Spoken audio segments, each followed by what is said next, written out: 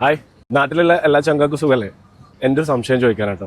ഇത് നമ്മുടെ കുറേ സുഹൃത്തുക്കളോടും അതേപോലെ ബന്ധുക്കളോടുള്ളൊരു സംശയമാണ്.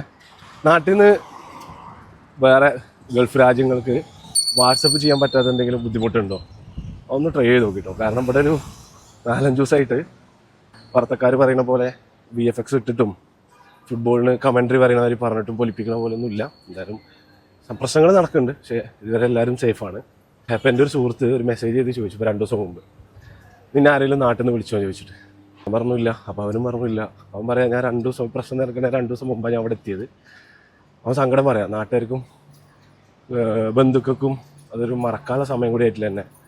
പിന്നെ ആരും ഒന്നും ചോദിച്ചിട്ടാണ്.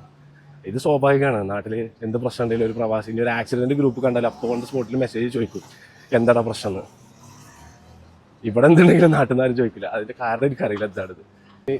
ഒരു ചെറിയൊരു ആവശ്യം വരുമ്പോഴും, ഇനി പന്തളിയാണെങ്കിലും അതേപോലെ ഇനി രാഷ്ട്രീയക്കാരാണെങ്കിലും ഇലക്ഷൻ വരുമ്പോൾ നമ്മളെ നമ്പറൊന്നും ഇല്ലെങ്കിലും എവിടുന്നെങ്കിലും തപ്പിപ്പിടിച്ച് മെസ്സേജ് ചെയ്യുന്ന ആൾക്കാർ, ഈ പറഞ്ഞ ആൾക്കാർ ആരും കുടുംബക്കാരായാലും ആരുമില്ല. നമ്മളെ വീട്ടിൽ മാത്രം വിരലിലുണ്ടാവുന്ന കുറച്ച് സുഹൃത്തുക്കൾ എന്നെ മെസ്സേജ് അയച്ചൊരു 4-5 പേര്. ഈ പറഞ്ഞ സുഹൃത്തുക്കളൊക്കെ ഞാൻ അന്വേഷിച്ചിടത്തോളം എല്ലാവരെയും അവസ്ഥയായിരുന്നു. പിന്നെ ഇത് കുട്ടി ആഘോഷിക്കുന്ന കുറേ ആൾക്കാരുണ്ട് നാട്ടിലെ യുദ്ധം. പക്ഷെ ഇതിൻ്റെയൊക്കെ പ്രശ്നം എന്താ അറിയോ? നാളെ ഈ ഒരു അവസ്ഥ മുന്നോട്ട് പോവുകയാണെങ്കിൽ നാട്ടിലുള്ള എല്ലാവരും കഷ്ടത്തിലാവും. സാമ്പത്തികമായിട്ട് നല്ല തകർച്ച വരാൻ പോണത്.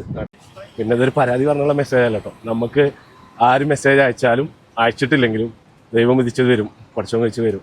അതിൻ്റെ അപ്പുറമൊന്നുമില്ല. പിന്നെ എന്ത് വന്നാലും സഹിക്കേണ്ടത് നമ്മൾ തന്നെയാണ്, സഹിക്കണേ. അപ്പോൾ ഓക്കെ, ബൈ.